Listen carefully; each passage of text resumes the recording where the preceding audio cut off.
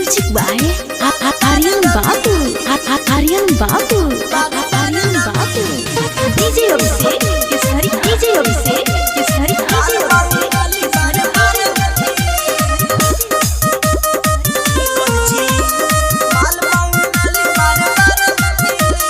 कातिल जवानी तोहर ये रानी देखी के सभे भइल पानी पानी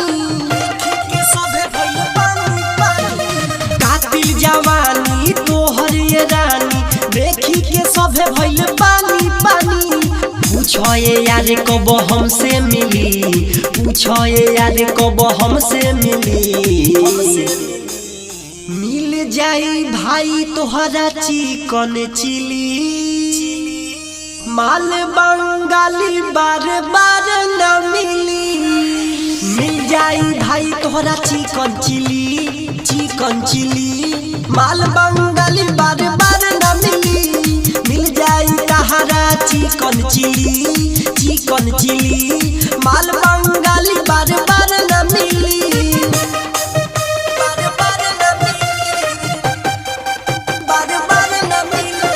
डीजे अभिषेक केसरी डीजे अभिषेक केसरी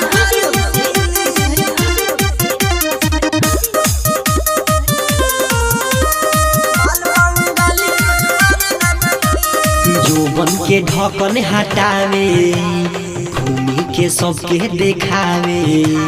तोहरा से कहीं का भाई सबके ही मन लालचावे जोबन के ढकन हटावे घूमी के सबके देखावे तोहरा से कहीं का भाई सबके ही मन लालचावे ढोड़ी में ढार के बियर पीली ढोड़ी में ढार के बियर पीली मिल जाई भाई तोहरा चिकन चिली माल बंगाली बार बार न मिली मिल जाई भाई तोहरा चिकन चिली माल बंगाली बार बार न मिली मिल जाई भाई तोहरा चिकन चिली माल बंगाली बार बार न मिली म्यूजिक बाय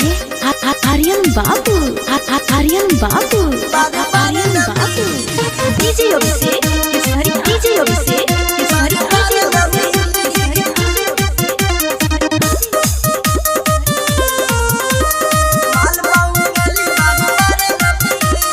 राइटर सूरज शरारती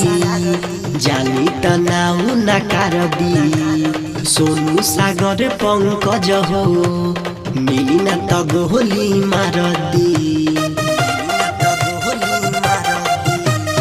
राइटर सूरज शरारती जानी तनाव नकारदी डीजे अभिषेक पंकज हो मिली न त गोली मारदी सुतिया जे डाल के है सबे खिली